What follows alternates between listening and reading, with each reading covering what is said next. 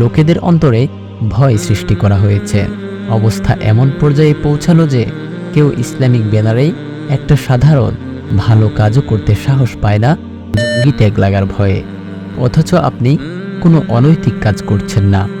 সাধারণ অশ্লীলতার বিরুদ্ধে প্রচারণা করাও এখন ভয়ের বিষয় হয়ে দাঁড়িয়েছে। অথচ প্রকাশ্যে অশ্লীলতা করতে কারও ভয় হয় না। জেনারেল স্টুডেন্টদের 5 ওয়াক্ত সালাত আদায় করা ও অন্যান্যদের সালাতের দিকে ডেকে নিয়ে যাওয়াটাও সন্দেহমূলক কাজ, কিন্তু পার্কে মেয়ে নিয়ে ডেটে যাওয়া তেমন রিস্কি কোনো কাজ নয়।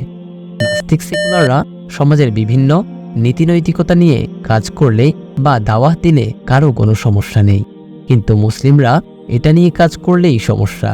যদি ব্রেইন ওয়াশ করে অন্যদিকে নিয়ে যায়।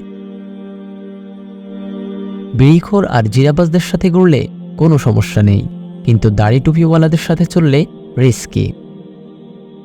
আপনি কোনো উগ্রবাদী কাজ করছেন না, কোনো দল বা সংগঠনও করেন না, তবুও ইসলামী ও বিভিন্ন ইতিহাসের বই পড়তে গেলে আপনাকে সন্দেহ করা হবে। কি অদ্ভুত এক অবস্থা!